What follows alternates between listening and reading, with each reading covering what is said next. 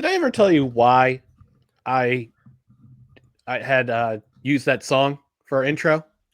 Well, the reason you initially gave me was because we were kind of inspired by Last Dance in the intro. That's exactly why. I All thought I right. thought I did, but I wasn't sure if I remembered that I did. But yeah, that's the reason why. That's the inspiration behind it. And I heard another song the other day from the same artist who does this song, the intro, "Hear the Dawn."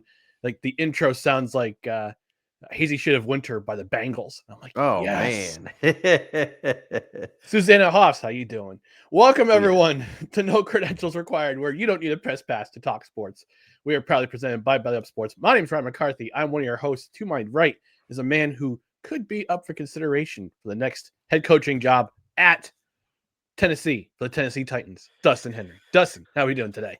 Oh well, I'm doing well, except I had a Zoom interview with the Titans front offices. That's how it goes, and I got a new lighting setup, so you might see changes over a couple of weeks as I still try to iron out. But the first thing they told me, they said, if you want a job with our organization, you're going to have to get a haircut, sir. And I said, I'm working on it. I'm working on it.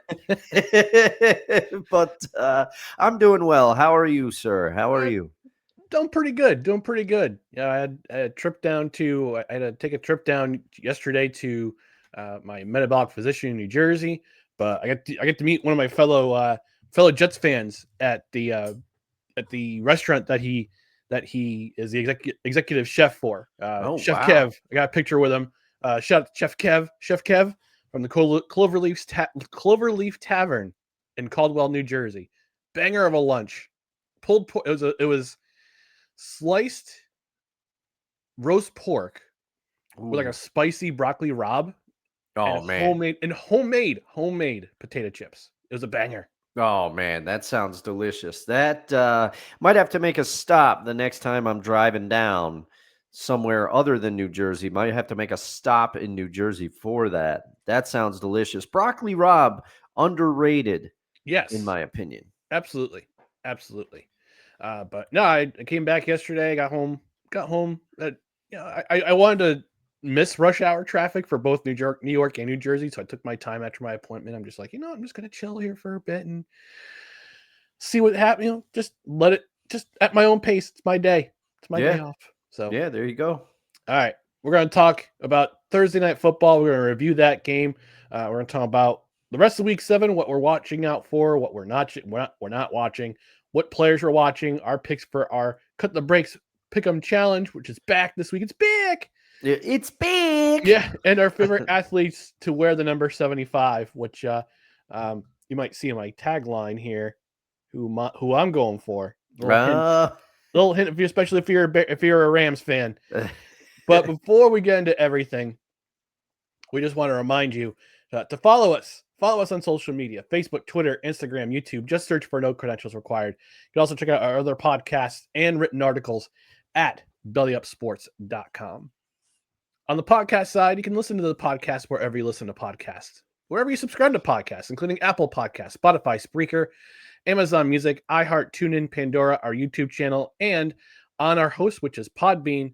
And also hit that notification bell on Twitter and on YouTube so you know when shows go live, when there's video clips that go up, and when there's general announcements about the show that are posted. On the podcast side, rate, review, comment. A 5-star rating would be helpful. Review on platforms such as Apple Podcasts, Good Pods, and Podchaser, and also on Spotify. Leave a comment. You can do that for every episode. Also, if you're watching this show on the Belly Up Sports YouTube channel, this will be available later this afternoon, leave a comment. Leave a comment in the comment section. If you're a Bengals fan, are you elated about Joe Flacco's performance? If you're a Steelers fan, are you wondering why is our defense so terrible? If you're any other football fan, let us know what you're feeling about your team is this week, even if they're on a bye week, because we want to hear those bye week comments. And because we're a live show most Saturdays at 10 a.m. Eastern, although we got a little bit late start today, that's on me it again, happens. It as happens. usual. But uh, but Saturdays at 10 a.m. Eastern, we decided to go push it up a little bit farther. And on Tuesdays at 6:30 p.m. Eastern, we are a live show on Facebook, Twitter, and on YouTube. But again, It airs later on the Belly Up Sports YouTube channel, and we want some engagement in the comments. We want your comments to come in. And Dustin, I know that I'm a little travel weary today, but this tune always seems to pick up my spirits whenever I'm feeling a little run down. Oh man, chime time always does it. It's happened at the same time every week. 60% of the time, it's the same time every time. Chime time. Yeah, buddy.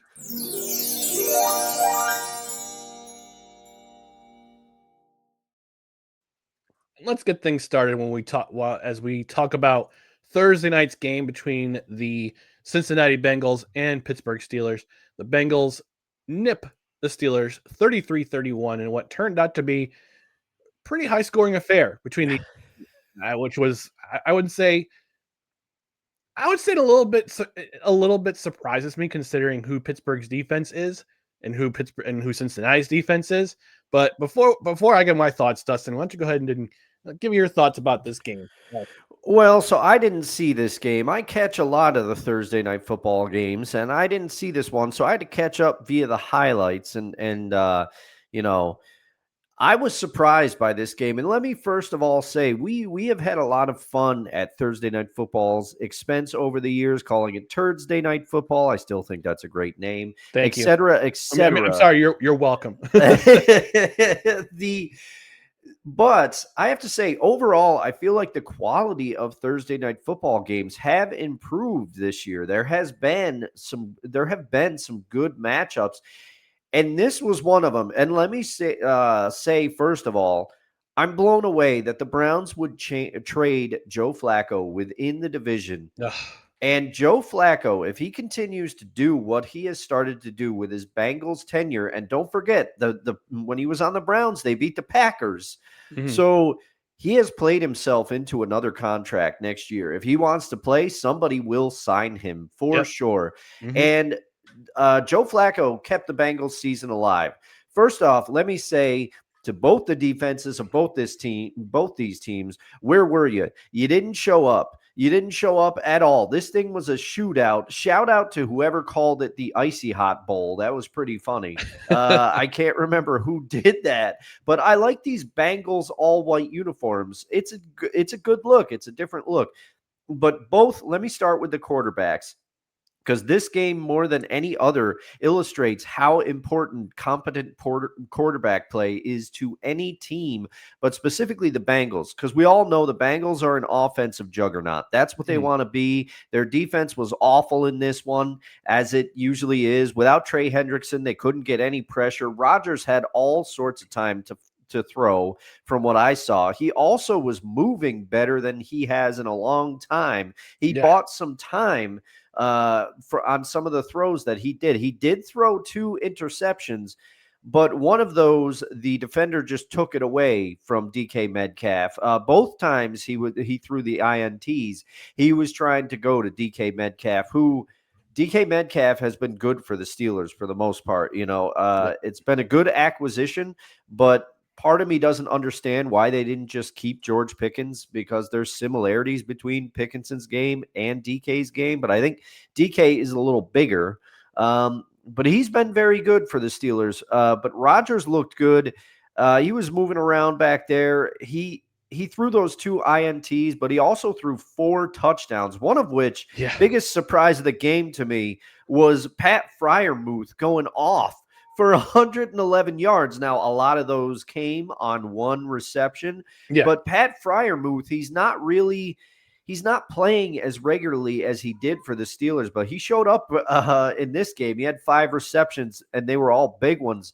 But let's go over to the Bengals, because the Bengals rushing attack before this game had been nothing. Chase Brown, probably one of the biggest disappointments of the season so far. And he was able to rush for over 100 yards in this game, which previously he hadn't been able to do anything. So to me, that speaks volumes. The Steelers better be concerned about their defense. They better be very concerned. The Bengals, we know defensively what they are. And it's with Trey Hendrickson, they're still not great. And without Trey Hendrickson, they're awful. They can't stop anybody. But the Steelers, the last few seasons, their team has been a defensive identity, and I would say not that, and not that this year. They better be concerned because the Bengals couldn't run on anybody, and they ran on the Steelers. Jaylen Warren also ran all over the Bengals on the Steelers side of things, but we kind of expected that. We did not, at least I did not expect that from this Steelers defense. And also, they thought the offseason acquisition of Jalen Ramsey was going to be big for them. He had one great pass deflect that I saw on a potential touchdown, but he also was awful on a key play, and I'll let you get into that later, Ryan. But Yeah. let me take my hat off to Joe Flacco because Joe Flacco, he threw 3 TDs, no picks. He threw for over 300 yards in this game, 342 to be exact. He had he had been on the Bengals for what, a week? A week? Yeah. I mean, he made the Bengals offense look like what we all know it can be with competent quarterback play. Jamar Chase has got to be rejoicing because he went off 16 receptions, 161 yards and a TD. T. Higgins, apologies, he had 96 receiving yards and a TD. The Bengals are back, and all it took was a competent Joe Flacco at quarterback, which speaks volumes to how bad Jake Browning was this year. He made this Bengals offense look anemic. Joe Flacco comes in and slings it all over the place, and the Bengals, if Joe Flacco saves the Bengals season until Joe Burrow comes back and gives them a chance, he will play himself into another contract. Big win for the Bengals. Aaron Rodgers tried to tie it up on a Hail Mary late, but 31-33 Bengals in a surprising, I think, win in the division here. Yeah, that's for sure. Before I get to my thoughts, also want to shout out Mickey Steele, Vicky Peterson, Debbie Peterson, and Annette Zelinkas, also co-founding members of the Bengals too. So not just Susanna Hoffs people. Yes. Susanna, though, she makes me walk like an Egyptian, I'll tell you. I realized that Mickey Steele was 5'8". I'm like, hey now. Oh man, yeah. See, she's a tall drink of water compared to me, at least. Nothing wrong with that. No, it's actually kind of my type. Anyway, my thoughts on this game.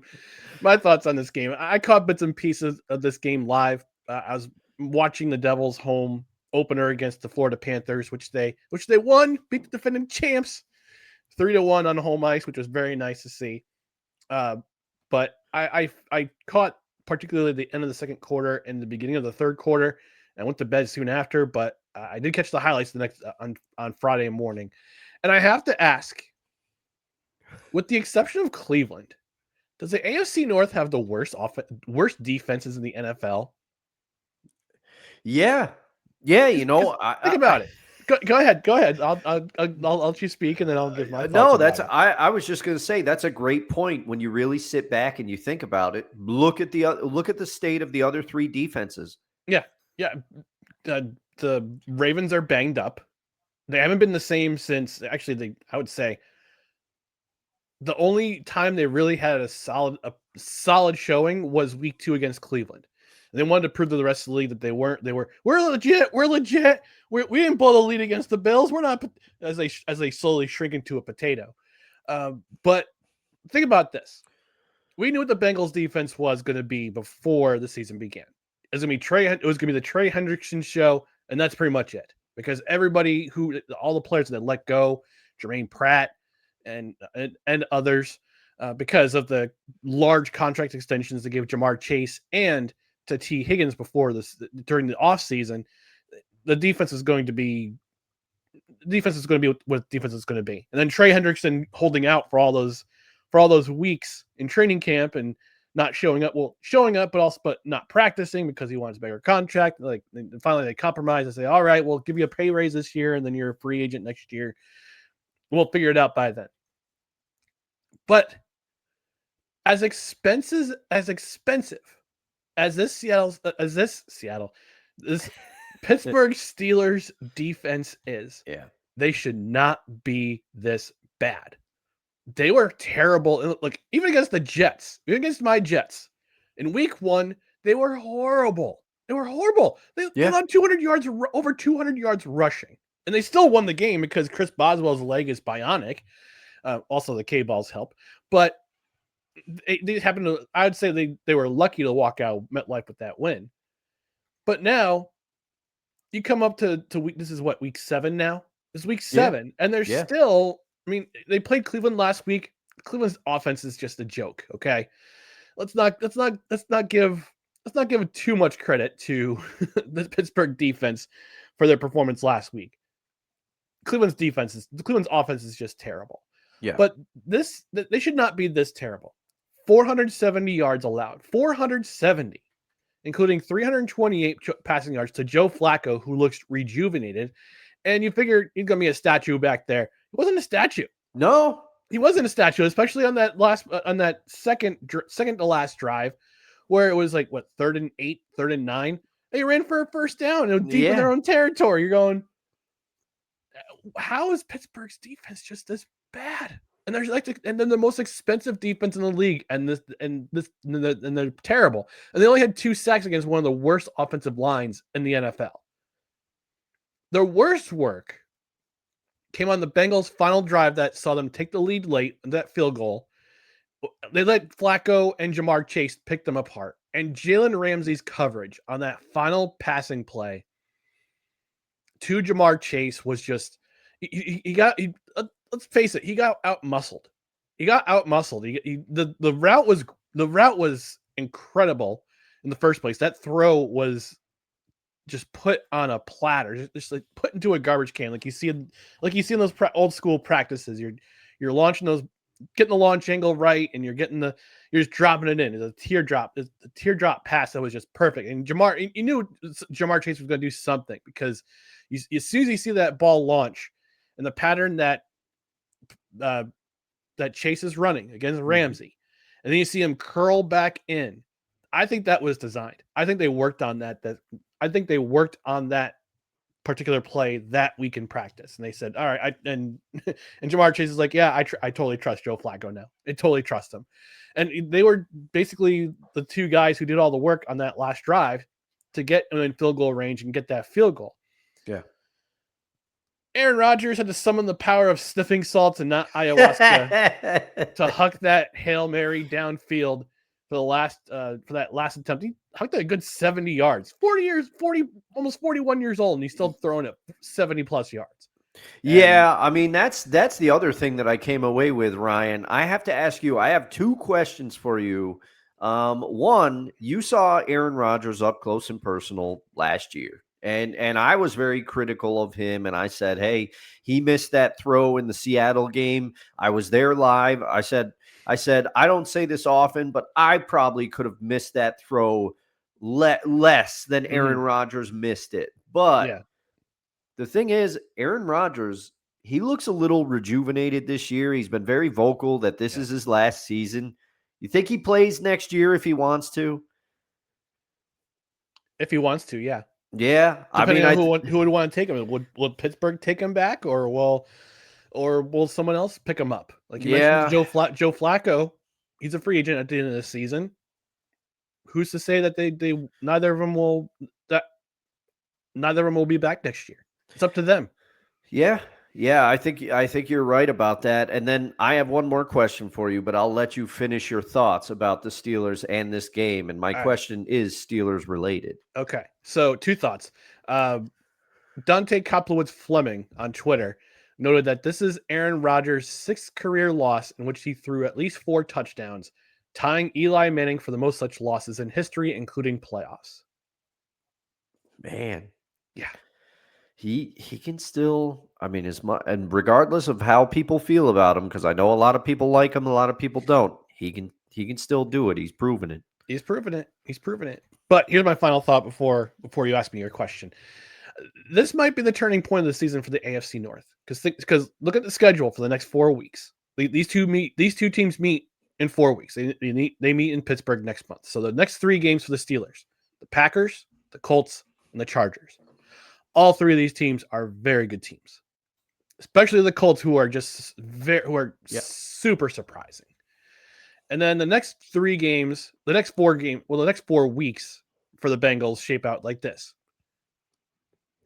Next week against the Jets, the Bears, then they have a bye week, then they face the Steelers again in week 11. I think the Bengals have a shot, and I don't want to jinx the Bengals. Despite their defensive woes, from what you just read to me, the Bengals got a realistic shot to go 3-0 on that stretch.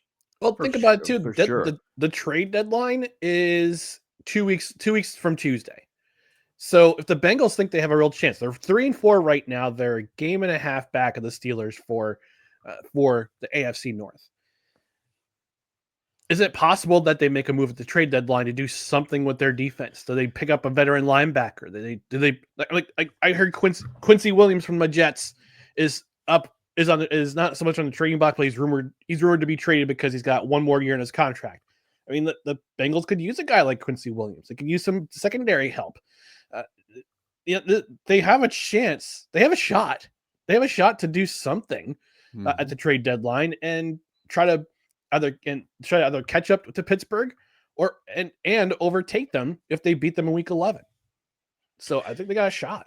Yeah, and you know what, Ryan?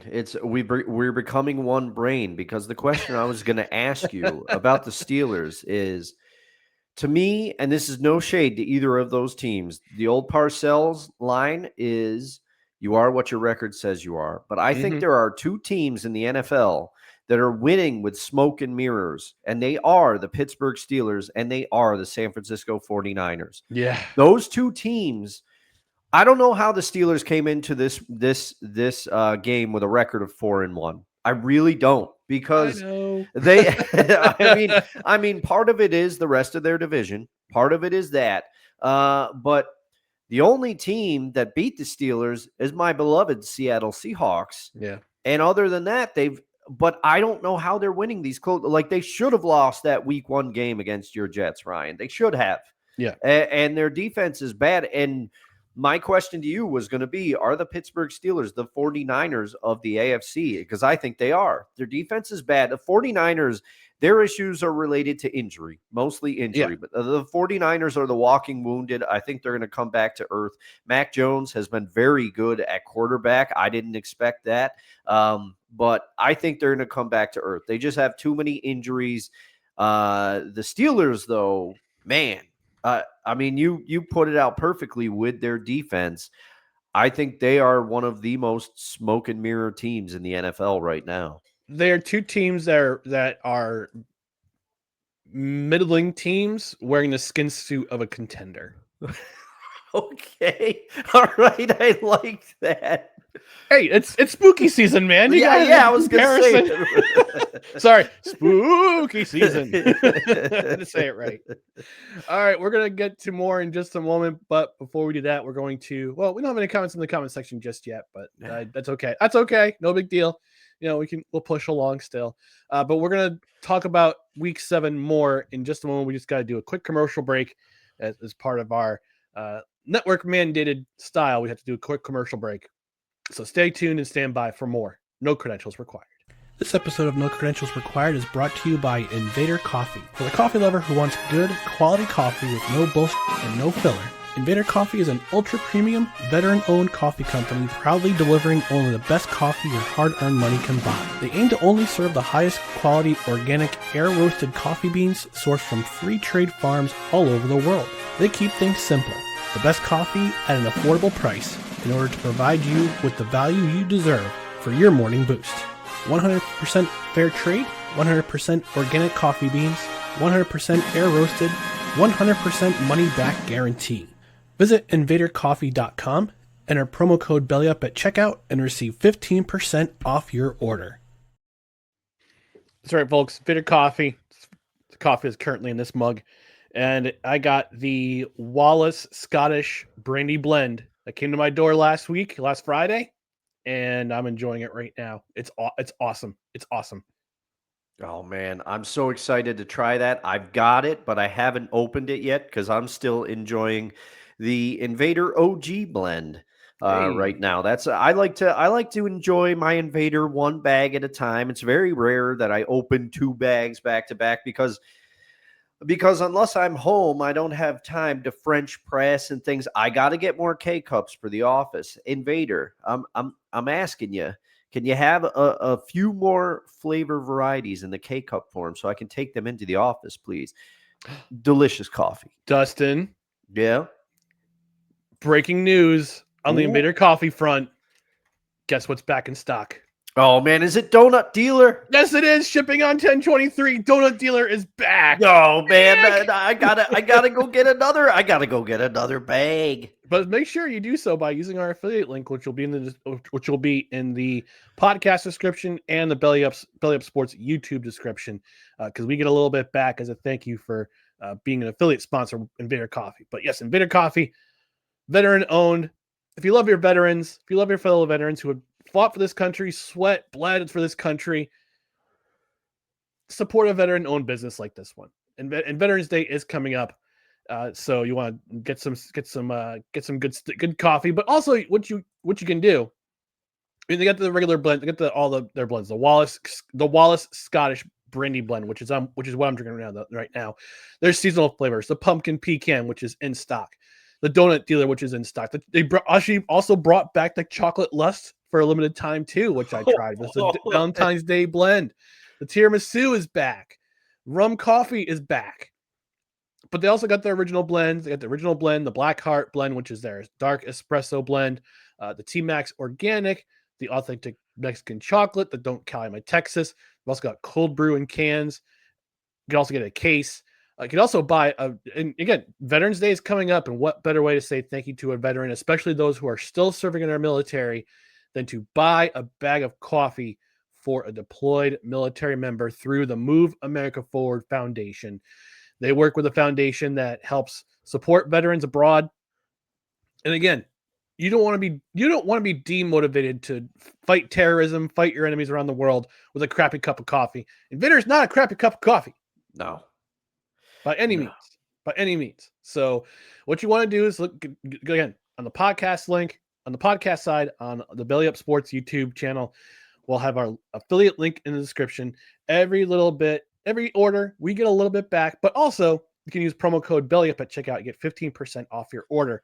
And this goes a little bit towards shipping. It'll come to your house in a matter of days, not in a matter of weeks. Won't be sitting on a shelf. It's fresh air roasted coffee. So smooth, you won't want to put anything else in it, but enjoy it black like I usually do. And it's a great blend. And, with Halloween, it's a spooky season. So the pumpkin pecans in stock, but once Christmas time, once the Christmas holiday season hits, some of our favorite holiday blends are coming back too. I can't wait. Cannot wait. I look forward to it every year, and I am so excited to try the Wallace blend right now. And if you're interested in that, make sure to get on it, because they say right on the site it's a limited release. So get on it. I have a feeling it's going to be one of my favorites, and I'm probably going to shed a little tear that it's a limited release. But man, love what Invader's doing. I haven't had a bad flavor yet. Everything is so good. Get over there, try it. Use the link in the description. Use the promo code. You won't be disappointed. That's right. And as always, Invader Coffee, you get the no credentials required seal of approval. Good old puppers. He's love back. That. I love that dog. He's back. And as you pointed out, it's almost once Halloween passes, you start to hear the echoes of the Halloween season, or the holiday season. My apologies. And that means that will Annabelle make a return to the show? We'll just have to see. Oh, I know that curvy witch Mariah Carey will declare on November 1st. It's Christmas season. No, Mariah. We're gonna push her off, and we're gonna make a video. I don't know in what universe we're gonna do this, but we're gonna have John Candy. Maybe with the new AI art that's out there, we could make a video of John Candy singing a Thanksgiving song to stave off Mariah Carey's calls of Christmas November 1st. No. Also we need that clip from Uncle Buck telling her to take a quarter, go downtown, have a rat and all that thing off her face. Yeah. I love it. I love Uncle Buck, man. Oh yeah, Good movie. I won't say the first part of the line because this is a family show, Yes. as Mr. Dan Cruz likes to say over on Seahawks Sessions. But my favorite part: go watch Uncle Buck after the show. He goes, "Ever nod her face like that, and you'll be one." He. Like, I love Uncle Buck is great. I still have to watch that documentary that was produced by Ryan Reynolds. I hear it's a just real came out. tearjerker. Oh, man. It's on Prime Video. I have to watch it. I'm gonna be shedding a tear myself. Yeah. So I love John Candy. It's one of my favorites. Period. Oh man, If you yeah. ever get a chance to watch his early stuff on SCTV, go do it. It's on YouTube. He's incredible. Julie from Michigan popping in at my lunch break to say hello, gentlemen. Hello, Julie. Good to see you. I understand from she shared in our Discord chat. She went to her first NBA game. It was a preseason game in Detroit, but she went and she had a lot of fun. So it's very cool. I'd like to go to one. I haven't seen one live. I've seen college ball live, and obviously I saw the Patroons live when I was a young lad, but never an NBA game. I want to check one out. But Julie, I don't. Answer in the comments if you can. Early lunch break. How? Oh, I can tell you why, but okay. But she'll say it, but she won't say it. Yeah. So anyway, here's a throwback before we go on to we're going a little bit off tangent here. Do you remember the Capital Region Pontiacs? Okay, so I do not remember this team. However, Uncle Al remembers. He's like Pepperidge Farm, and he remembers. So I remember him talking about the Pontiacs. I do not remember the Pontiacs. Yeah, they were basically the Capital Region Pontiac dealers when the Patroons were starting to go under. Yeah, bought the franchise and renamed it and rebranded it as the Capital Region Pontiacs. Oh, wow. Okay. I do not remember that at all. I was around for that, but I don't remember it. The teams from my youth that I remember most are, of course, the Diamond Dogs, the AC Yankees, the River Rats, but also the Capital District Islanders, which I've talked about before, because I loved a certain redheaded gentleman named Steve Junker. Fun fact, Tom Fitzgerald, current GM of the New Jersey Devils, played for the Capital District Islanders. Oh, wow. Okay. Yeah. All right. Maybe with the biggest special request and drag him on for an interview, just say, hey, do you remember Troy, New York? Yeah. Do you remember Steve Junker? I remember Troy, dirty town. All right, we're gonna bring it back. We're gonna bring it back and get back on track here because we got a little off track, but that's okay. That's what this show is all about. It's our show. We like to go off track a little bit. So we're getting back to the NFL, and here we are, week 7, almost halfway through the season already. Incredible. Man. Yeah, I can't wait for it to be over with the Jets fan. But anyway, most intriguing matchup of week 7. I'm going to start off here. I got the Giants at the Denver Broncos. That's my most intriguing matchup here. Both teams are riding a but different waves of momentum. Broncos are still riding that wave after beating the Eagles 2 weeks ago and surviving a massive letdown against my New York Jets. On the other side, on the other wave, the Giants having won 2 out of the last 3, including last Thursday against the same Eagles that the Broncos beat the previous Sunday. But here's my matchups. It's going to be a matchup of defenses. And the Giants' deep offensive line, much maligned. They face a really tough test against a Broncos defense that sacked Justin Fields 9 times last week in London. Now, Jackson Dart, much more mobile, or at least has better pocket presence than Justin Fields. But I have to wonder how the Giants are going to get Cam Scatterbo going, faring against this Broncos defense. Had a great game last week against the Eagles, who are, I would say, are equal to the Broncos in terms of their defensive line. Very aggressive. They'll get after it. But on the other side of the ball, the Broncos offense looked absolutely terrible against the Jets last week. The Jets made them look bad. The Jets made, and but I guess they're again another one of those teams that are kind of in a kind of middling, but they're walking around with a contender skin suit, and they looked terrible against the Jets last week. Granted, the Jets made some adjustments. They brought back Jermaine Johnson. They put Jarvis Brownlee in the lineup to play nickel. But I have to wonder if the Broncos' offensive woes that happened against the Jets, they scored only 13 points in that game.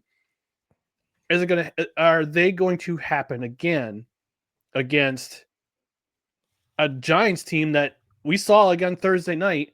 We saw on Thursday night. They're starting to find their stride, especially again. They played an Eagles offense that was, the Eagles offense. It's a good offense, but they're finding they missing their identity too.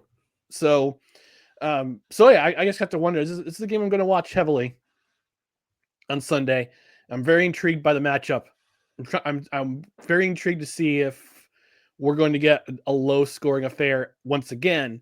And it's not because the offenses are bad. It's just because the defenses are that good. So that's my most intriguing matchup of Week 7. How about yours, Dustin? Oh, well, that's a very intriguing matchup, and you may hear about that game a little bit more later. But my most intriguing matchup, and let me just say, I'm proud of both of us because I was tempted to pick Bucks Lions because that matchup is a tasty one. But I know sometimes you and I we like to go off a little bit and pick a different route than the NFL scheduling committee. I don't know what they're actually called. Likes to they schedule the primetime matchups they think are going to be the best. But my pick for the best matchup is two teams that you mentioned earlier in the show. It's Chargers-Colts for me. This matchup has a lot that I'm going to be looking for in this one. There are two teams. The Chargers surprised me to start the season. I don't think they surprised you, Ryan. You had this dead prediction right. But Colts, the Colts are the surprise of the NFL season. The surprise, the only team that could even say they're as surprising, I think, are the Seattle Seahawks. But the Colts are more surprising than the Seahawks. The Colts have come out of nowhere. Daniel Jones looks like Indiana Jones, to make that cliche joke. He's put on the leather jacket. He has the whip. He has the hat. But both of these teams could be playoff teams when all is said and done. So I'm going to be looking at this matchup for a couple of different reasons. First, we've both been very complimentary of Jonathan Taylor on this show. How will he do? I think the Chargers defense, they can stop people. So I'm very curious to see how he will do. I want to see if Daniel Jones can keep his magical run going, but I can't keep saying that every week. So from the Chargers ends of things, I'm going to be watching things a little bit more closely because I want to see what Vidal does at running back. He's in after injuries. We know what happened to Najee Harris. Unfortunate. Omarion Hampton's out. So Vidal is next man up, and he had a good performance last week. I want to see if he can replicate it against a surprisingly good Colts defense. I thought the Colts were going to be awful on defense. They have not been. Who's going to emerge as the wide receiver one for the Chargers? Because it seems like Justin Herbert, he's throwing the ball around to anybody, and it has a feel of like the Packers teams of the last couple of years. No one receiver is like taking the number one job and running with it because they're all capable of emerging. Is Quentin Johnson going to be it? Keenan Allen? Will he and Justin Herbert continue their renaissance, their kind of rebirth together? And what about Ladd McConkey? We thought he was going to be the number one target, but there's games where he hasn't really been used. So I'm just fascinated to see. I think this is going to be a good one. There's a lot to look at, and that's why it takes most intriguing matchup for me. So James has alerted us in the comments saying the Chargers went full Frankfurt Yellow Jackets for this week. I don't know who the Frankfurt Yellow Jackets are, but apparently they have unveiled a third uniform, which they called Sunshine Gold.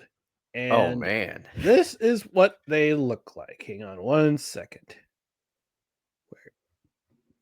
Why isn't the stupid photo? I'm envisioning this in my mind, and I know what Uncle Al's going to say about them if I'm right about how they look. That's what Oh, they look yeah. like. Yeah. All right. So I don't hate it. I'm going to say the blue accents save it. The blue accents save it, but I'm going to tell you right now, Uncle Al likes to make a joke at my expense that the action green uniforms are the highlighter uniforms for that's what he calls the Seahawks uniforms. He's like, "Are the Seahawks wearing the highlighter uniforms this week?" These are highlighter uniforms, Uncle Al. Here it is. No, they went full Savannah Bananas. That's what Oh, they they did. Yeah, Yeah. That's a good call. That's the Savannah Bananas jersey right there. And James saying, my great uncle played for the Poughkeepsie Chiefs once upon a time. I had to look them up. Apparently, the Poughkeepsie Chiefs were a minor league baseball team. They were a St. Louis Cardinals affiliate back in the day. Oh, all right. Yeah, Cool. Stop sharing here. It's like All the right. Oneonta Tigers and stuff like that. There's all Yeah. sorts of weird things. Yeah. Great. Yeah. I know John Elway played for the Oneonta Yankees. Yeah. Back in the day. Yeah. Back in 1983 Mhm. or 1982. Yeah. He was projected to be in the New York Yankees lineup in 1985. He was. There was that 30 for 30 where they said that George Steinbrenner had that mock-up of John Elway at what? Yep. In right field, was second base. Oh, second base. I forgot about that. And Bo Jackson playing outfield. Bo Jackson was a Yankees draft pick. They didn't sign him because he was still in college. But I think he was projected to be in the outfield too. Okay, so that's what I was thinking of. And Don Mattingly at first. Yeah. Oh, man, what a team that might have been. Oh, my gosh. They wouldn't have to go out and buy all those players back in the day.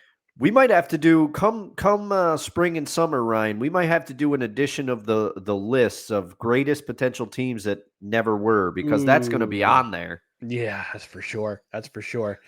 All right, moving on to our self-hatred game of the week, Dustin. Which game do you not have your eye on? Oh, I'm sorry to do it. I feel like I've been picking on the Raiders all season. But I'm sorry, okay? Because like you said, the Raiders defense looked good last week, but that was because they were playing the Titans, okay? Mm-hmm. We know the Titans woes. They just fired their coach. They don't have anything going right now in Tennessee. I'm sorry. But this Chiefs-Raiders matchup is not a matchup I want to see, because referee chatter aside, the Chiefs look like they're starting to find their groove. The defense, Steve Spagnuolo's defense, they kind of have this thing where they get better later in the season. I think the Chiefs defense is finding it. Mahomes is looking like Mahomes, and don't look now, everybody, but the suspension is over. Rashee Rice returns to this Chiefs lineup. I think people forget about the impact he's going to have. He is their undisputed number one target. There's no question about that. You can talk Xavier Worthy all you want, but the bringing back Rashee Rice is going to give this team life. It's going to give this team another target, the target they desperately need. And I dare say the Chiefs running game is probably going to improve as a result of this, because the Chiefs running game has been horrible this year. But this all spells disaster for the Raiders. Okay. You got Geno Smith. His game was okay last week, but he's been struggling. The Chiefs defense will be better than the Titans defense. Bet on that.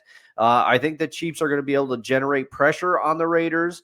However, I don't think outside of Max Crosby, the Raiders have demonstrated an ability to not be able to pressure the quarterback. I think Mahomes is going to have a lot of time to do what he does back there. This game could get ugly early. I am not looking forward to it. Maybe I'll tune in to see how Ashton Jeanty does. But behind that Raiders offensive line, which has not been good, I don't have high hopes. There's not much to look forward to in this game for me. Sorry, Coach Carroll. I think it's going to be another loss for you and the Raiders. All right, I'll say it. Panthers at Jets. I avoided this game on purpose, Ryan. 0-7 incoming. 0-7 incoming. Oh. And it's at MetLife Field, which will be half. I would say half empty, if that. This week, only the diehards are really going to go. I know that Jake Asman, he's got a crew going. God bless you guys for going. God bless you guys for going, for spending your hard-earned money on that. But yeah, this team is going to be half empty. I would say probably 3/4 empty by the end of the third quarter, because it's not. I don't think it's going to be pretty at all. the Panthers not only have Rico Dowdle, but they've also bringing back Chuba Hubbard. He's coming back, so it's a nice 1-2 punch for the Carolina Panthers, whose run game is really good right now. And if you haven't noticed, after getting out the early jitters, Bryce Young is really good. Yeah. Yeah. I think he went 10 for after his one interception against Dallas last week. He went 10 for 10 with 2 touchdowns. Like, he had a game. He had himself a nice little game and led the Panthers to victory. And they're 3-3. All three of those wins are at home. All three of those wins are at home though. So they might be a mirage in terms of an away team, but they're playing the Jets this week. And the Jets, they don't have Garrett Wilson for at least the next 2 weeks because of and we're happy that was just a hyperextension of his knee. He didn't tear any ligaments or any tendons on that errant pass, by Justin Fields that was behind him, and we saw his knee go in a different direction. You're saying, "Oh no, this season's pretty much done." If Garrett Wilson's out for a long period of time, but thankfully it's only a 2-week span, and they got bye week coming up after the Bengals game next week, so he'll be back for Cleveland hopefully. So they need to find a wide receiver one. They need to find, and the only reason why I'm kind of watching this game, I'm putting myself through this game, is because I'm going to have thoughts later on Just Endure the Suffering, which I'm going to be doing on Sundays at 8:30 instead of Mondays at 8:30, because I think my regular co-host Dan has lost all interest for the rest of the season. Oh man, which is unfortunate already, because we nice little banter back and forth, but it'll just be me, Oos, just me. But truthfully, I'll be toggling back and forth between this and NFL RedZone. So this is two of these games are making you say, "Thank God for NFL RedZone and Scott Hansen." Yes. Oh man. Ryan, who'll be there, because you said only the diehards will be there. I know who'll be there. The guy that took our picture many years ago at the Jets game, he will be there. He will be there. That guy was a diehard. You could tell. Oh, he man. will be there. And it's interesting. I've had to hear so many stories this week of people who are saying, who are being approached about renewing their season tickets for next year, and the tickets are going up, of course. And it's like, why? Why isn't our fandom our faith in this team being rewarded? Why should I bother? And Chef Kev, who I met yesterday, he didn't renew this season. He had 4 season tickets. Wow. Up until this, even through last year. And he said this year, I'm like, I'm not doing it. I'm not doing it this year. And I read a story. I read a social media posting about a longtime season ticket holder who was writing to his rep saying, I've been a devoted fan for so many years. We got 4 tickets, and I really hope that I don't get the auto renewal getting kicked in, because we're not sure if we're going to talk about it as a family. We're not even sure we're going to get tickets for next year. So, man, I mean, that's going to matter in terms of tickets, because NFL is raking in so much in terms of TV revenue that none of these teams will ever go poor. Yeah. But in terms of fan support, like, I still wonder why I'm still a fan of this team. No, and I feel so bad, and we even talked about it a little bit on Seahawks Sessions last night, because Dan and I talked about the Browns a little bit, and trading a quarterback in the division who seemingly in the short term has revived one of your chief rivals' seasons. And the Jets and the Browns, there are 2 loyal fan bases who have been through thick and thin with their teams, and their teams are doing nothing to reward them for it. Yep. I mean, Andrew Berry, if Joe Flacco saves the Bengals season, Andrew Berry better be out of a job. I'm sorry to say that, but they got a 5th round pick for Flacco, a 5th round pick, and you don't trade a quarterback in the division to your chief rival. The Browns and Bengals do not like each other for reasons, which we went into last night, but it's just crazy to me. And Jets fans and Browns fans, I don't know any Browns fans in my life, but obviously I got 2 very good friends that are Jets fans. And to see you guys have to go through it year after year after year, I feel terrible. And I hope one day things turn around and you both are rewarded for your long-term fandom. But to your season ticket point, I mean, I've told the story many times before because it's funny, but I don't blame him. Scott's gone to Capital Region credhead. Scott, he's gone to 2 games already this season. He won't be going. He won't be going. There's no way. He is a loyal fan through thick and thin, just like you are, but he is frustrated as anybody. I haven't talked to Scott in a little bit to get his thoughts, but I gotta reach out to him and be like, hey man, because he said they called him about getting tickets and he said, put a better product on the field and I'll go. But oh man. Yep. And Kevin Wilson, friend of the show, saying everyone needs to be out of a job in Cleveland. Well, you might not have to wait that long if Cleveland keeps going the way it's going. Yeah. Stefanski will be out. I have a feeling he'll be done by the end of the year. The Cleveland Browns continue to go this way. And yeah, Andrew Berry needs to be out of a job for this, because especially if the Bengals go to the playoffs and the Browns are not in the playoffs again. Yeah. And I don't know how Myles Garrett, I know the tactic he used to get that bigger contract, but man, you gotta be outside your mind if you want to stay in Cleveland for that long with that team. Oh man. Goodness gracious. All right, we're moving ahead. With the players we have our eye on in week 7, and Dustin, I'll have you lead it off. All right, I'll keep this kind of quick because my thoughts on why I have my eye on these players are succinct. But basically, I have 2 players this week. Ooh. 2 players that I have my eye on. The first is Jackson Dart. I said that you would hear about the Giants-Broncos game later in the show. Here we are. Because the Broncos defense, despite the fact you went over it very well, Ryan, in your preview of the matchup, despite the fact that the Broncos offensive woes are kind of surprising, defensively, the Broncos are good. Defensively, the Broncos are really good. And if Jackson Dart can spin some magic against them, it would go a long way towards proving he is for real. Yes, they upset the Eagles, but the Eagles defense hasn't been the juggernaut that it's been in previous years. And, the term any given Sunday, any team can beat any team on any given day. I am starting to see the Giants a little bit, but if Jackson Dart and the Giants are able to go into Denver and beat the Broncos against a legitimate defense, that's going to be something that'll start proving that Jackson Dart might be for real here. Yeah. And then I've got somebody on defense. And should I play it? Oh yeah, you have to play it. Can't have him locked up. He's important to the defense. Thank you, our travel chief.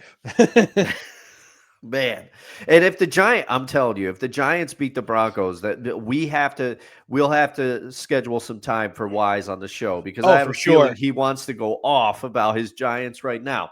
But it's Devin Witherspoon. So also you could hit the Homer alert button on me, but I want to see how pleasure. Homer alert. I want to see how he does in this Texans game, which is starting at 10 p.m. by the way. I'm still a little salty about that. Monday night doubleheaders need to not be a thing anymore unless you start one real early. But I want to see. I don't think Spoon has been fully healthy. That's what I've been saying, because he hasn't. When he's been in, he's missed some games with injury, but when he's been in, he hasn't looked 100%. He's playing this week. I want to see how he looks, because he's supposed to be one of the stars of this defense. And the Seahawks defense is good this year, folks. We talked about it a lot last night on Seahawks Sessions. Statistically, they have the number 1 defense in the NFL right now, according to the captain of the ship, one Dan Cruz. But Devin Witherspoon is a massive piece of this defense, and I want to see if he's fully healthy, because he hasn't looked like himself when he's played. So I'll have my eye on old Spoon there. Yep. Some comments before I give my take. Kevin saying, I have a friend who's a Browns fan. He's beside himself over the Flacco trade. I would be too. Yeah. He also says, if Dart beats the Broncos in Denver, I nominate him for president. Problem is, Kevin, he's not old enough to run for president yet. Yet. He'll get there. And James saying, I'm not buying into the Hurts versus Wentz talk. The sputtering Eagles offense is more of an issue, more important issue than a quote revenge game. Yeah, because the Eagles offense is, again, they're not. Look, I said this on last Saturday's pod.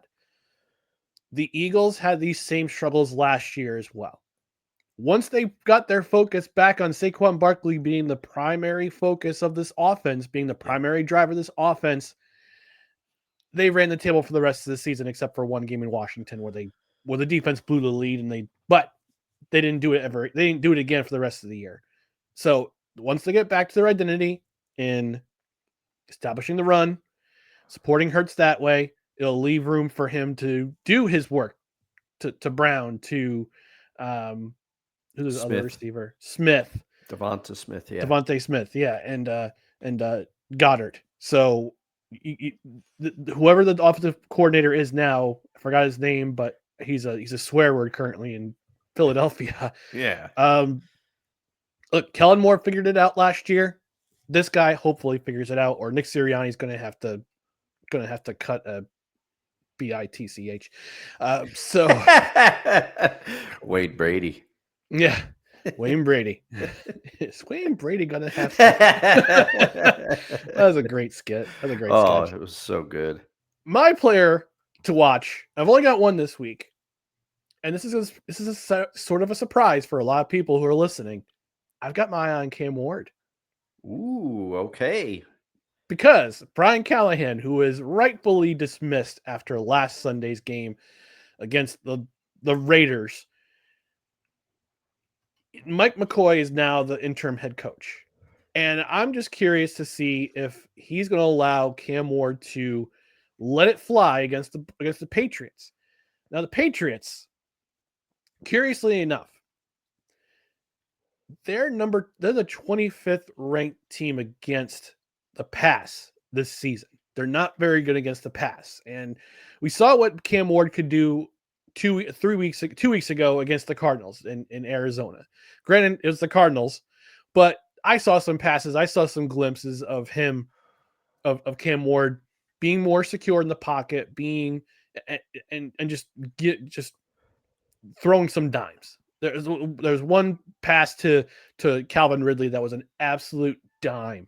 And I want to see more of that. I'm hoping that I can see more of that this season from Cam Ward. And he's going to have an opportunity to do it, not only against a team that is not very good against the pass, but also at home. And as reportedly as crappy as Nissan Stadium can be in Nashville,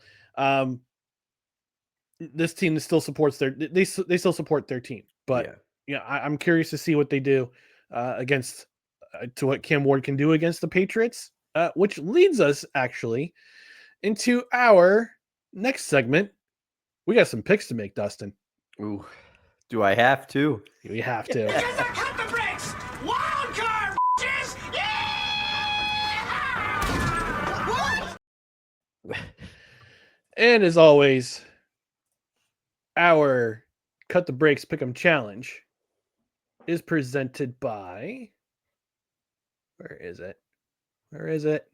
Kind of went pardon the interruption guy there, right there. By Royal Retros, King of Throwbacks. Save 15% off your order with promo code CREDHEAD at checkout, plus free shipping for every order over $100. T-shirts, jerseys, hoodies, you name it. They've mini helmets. I've got a mini helmet stored away. I got to bring that back once I get my shelves up. My Albany Warbirds helmet. Ooh. I got at Royal Retros when it was still 503 Sports, but no, they're now Royal Retros, King of Throwbacks. Again, 15% off your order with promo code CREDHEAD at checkout. I'm going to be using that, Ryan, because you took a commanding lead on me last time we made picks because I went over. So Send me. I know you're saying, hey, there's still a lot of season left, but there is. just send me what you want because I'm probably going to be the one using the code. You don't know that. You don't know that. All right, here's our picks for this week.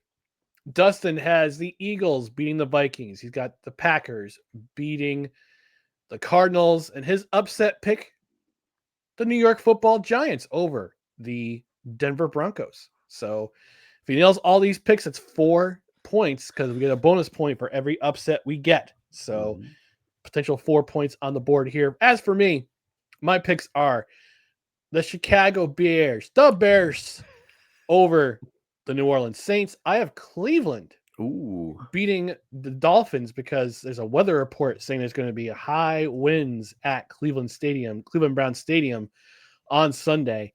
And that could favor the Cleveland Browns because Miami sucks. And and my wild card, I'm picking the Titans over the Patriots as my upset pick for this week. So there is your Cut the Breaks Pick'em Challenge picks for week 7, presented by Royal Retros, King of Throwbacks. Because I cut the brakes! Wild card, bitches! Yeah! What? And also, just to let you know, Dustin, I do have my eye on a couple of things. So, all right. Or the Oryx Blue Wave jersey, Ichiro. There's a Waterbury Titans jersey, the minor league affiliate for the New York Jets for a number of years. I got the eye on that jersey. So, Joe Clickland played for them. Oh yeah. Yep. I'll always remember the Klecko jersey for that lady spinning the towel, hitting us in the face at the game. Run. All right, we're going to close the show with our favorite athletes tour number 75. And I'm going to go, I've been showing a lot of love to my fellow offensive linemen this week in this round of numbers. And I'm going to continue to do it. Although I will say honorable mention to Howie Long. Okay. Honorable mention. But my favorite tour number 75, first overall pick of the St. Louis Rams back in 1997. Was part of those Rams teams, part of the greatest show on turf, was an anchor on that offensive line for many, many years. Played at Ohio State University. Orlando Pace, Hall of Fame, 7-time Pro Bowler, 3-time All-Pro, won the Super Bowl in 1999 with the same Rams that featured Kurt Warner and his incredible story. Also featured in the film American Bulldog with friend of the show Colin Taylor as playing Ricky Prohl. Great movie. I highly recommend it. But let's go back to Orlando Pace. Wore number 76 throughout his entire career with both the Rams, and wrapped up his career with the Bears in 2009. So 1997 to 2009, played 13 seasons in the NFL, and was a Pro Bowler 3 of those times. Won the Super Bowl. Was actually an All-Pro in 1999 when they won the Super Bowl. Was a Pro Bowler for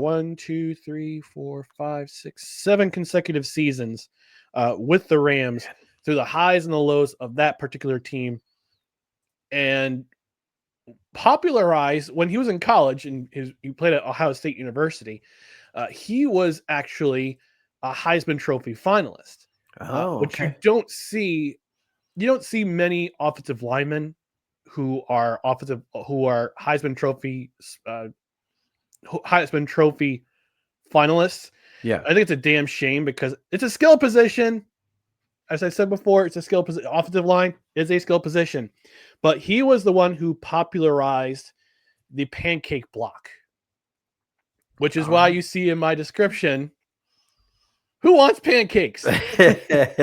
Because he was the one who popularized it back in the 1990s, playing for Ohio State, and Heisman finalist in 1997. I believe it was Charles Woodson who wound up winning that award, if I'm not mistaken. I believe you are correct. Might have to real-time research. I'm doing it right now. The first primarily defensive player to win such an award. And I'm looking for the winners right now. But yeah, Orlando Pace, I think he finished third in the voting in that 1997 or 1996. Yeah, 1997, Charles Woodson. It was 1996. I apologize. So 1996, he was part of the discussion for the Heisman Trophy. Danny Werfel wound up winning it. Okay. Remember Danny Werfel? I do. And Orlando had a better career. No disrespect to you, Danny. No, but he also opened the lanes for Eddie George, who won the Heisman Trophy in 1995 as running back for Ohio State. Legendary career with the Houston Oilers, then Tennessee Titans, and is currently the coach at Tennessee State football coach at Tennessee State University. But Orlando Pace, he's my favorite number 75, and that's my pick. And again, honorable mention, Howie Long, part of those Raiders teams, and then the one that whooped on the Washington Redskins in Super Bowl 18. My favorite number 75. So, Dustin, who is your favorite number 75? Oh, man, that was a great pick, Ryan. And much like you, I'm going to continue my offensive line love as well. And we are going straight in the same era right now. And I'm also in a mind meld with my fellow Seahawks Sessions co-host Mr. Kevin Wilson, because my favorite number 75 is the Baltimore Ravens' own Jonathan Ogden. Jonathan Ogden, what an era for offensive tackles was the late 90s, early 2000s, because you had perhaps my favorite Seahawk of all time, Walter Jones. You had Orlando Pace, and you had Jonathan Ogden. From my memory, those are like the top three of that era for me. Jonathan Ogden, he won the Super Bowl with the Baltimore Ravens on that 2000 team. He was an 11 times Pro Bowler. He was a 4-time All-Pro, and he is also in the Hall of Fame. And he was a guard for the Ravens, I believe.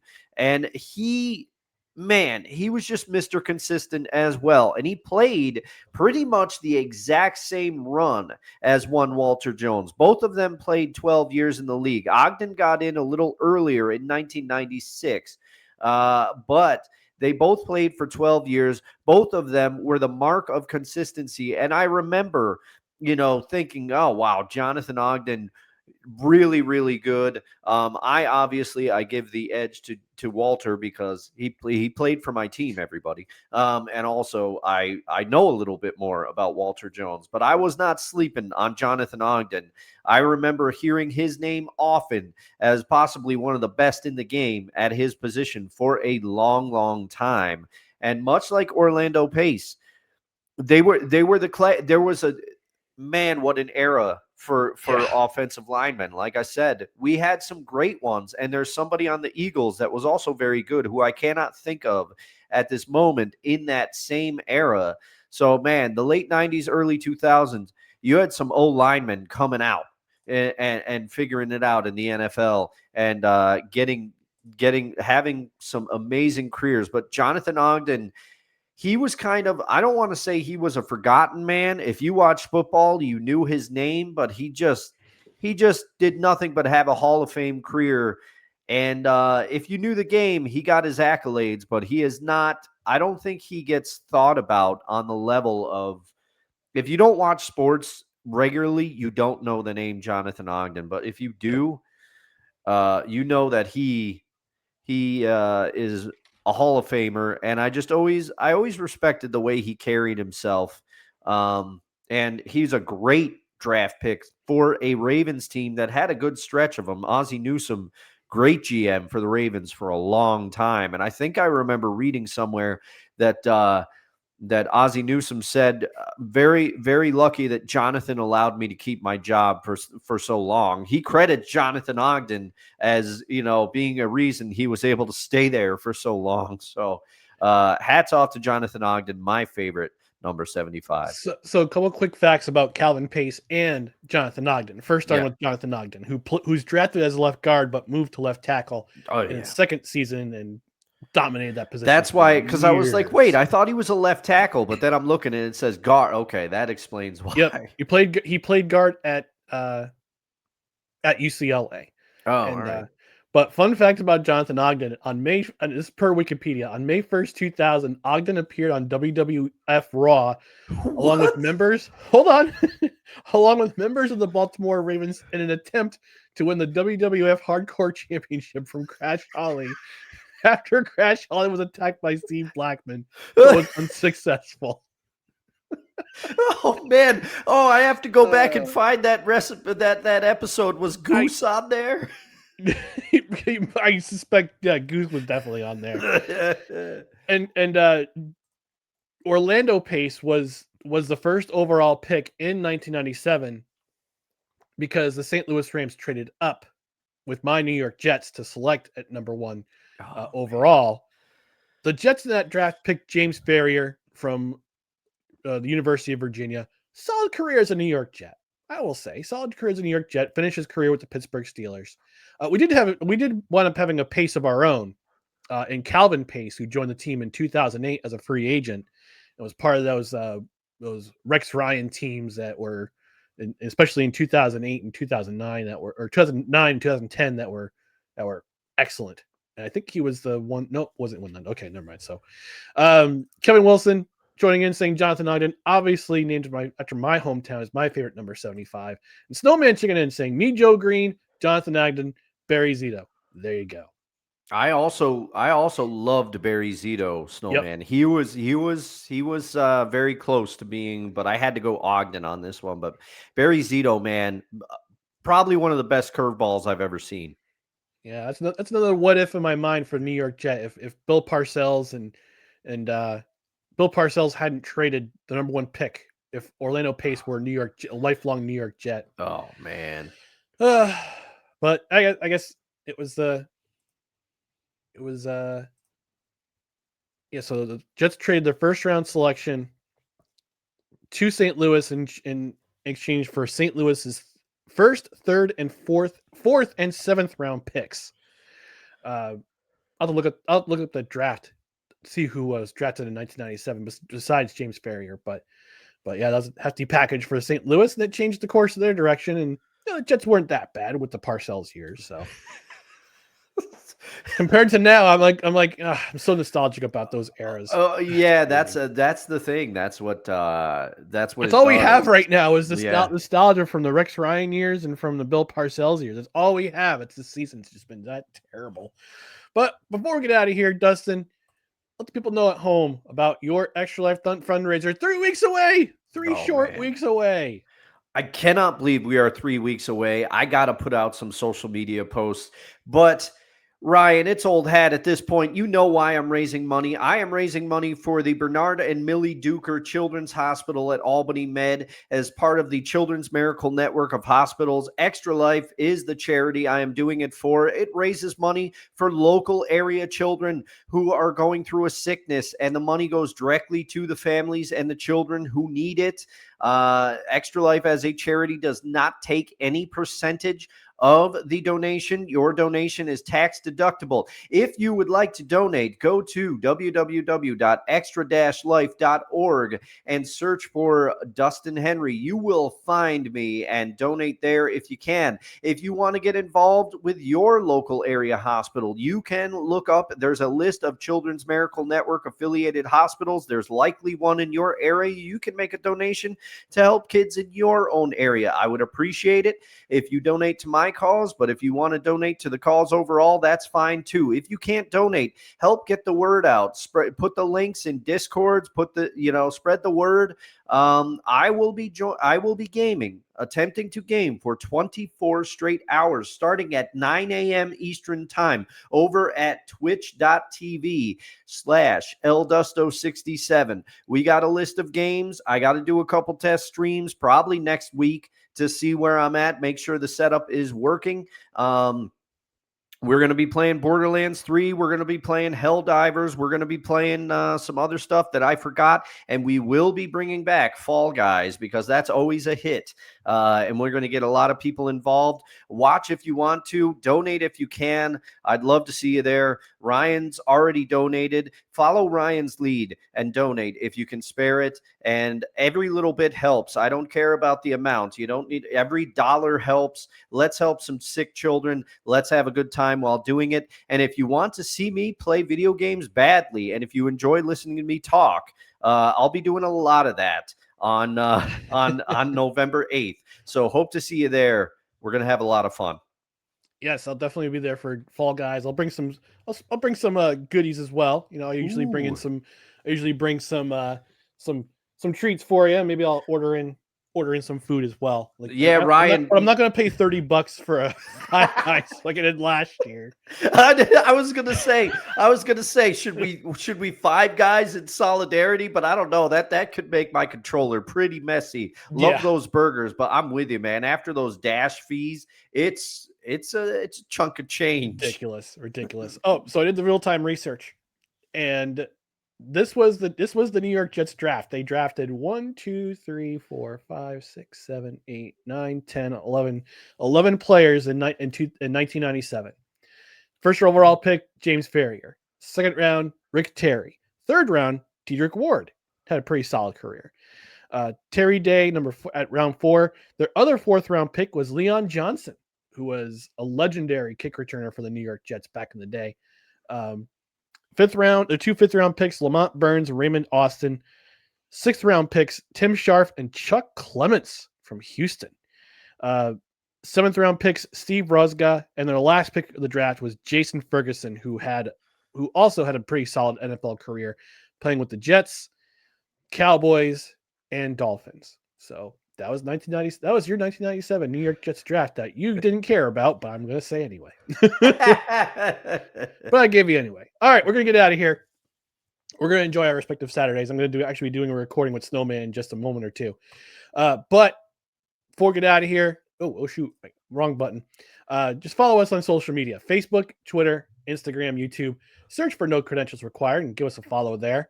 And also check out our other podcasts and written articles like Kevin Wilson's at bellyupsports.com. On the podcast side, you can subscribe wherever you listen to podcasts, including Apple Podcasts, Spotify, Spreaker, Amazon Music, iHeart, TuneIn, Pandora, our YouTube channel, and our host, which is Podbean. Then you're going to hit that notification bell on Twitter and on YouTube, so you know when shows go live, when video clips go up, and when we have announcements about the show. But again, we're going to get out of here.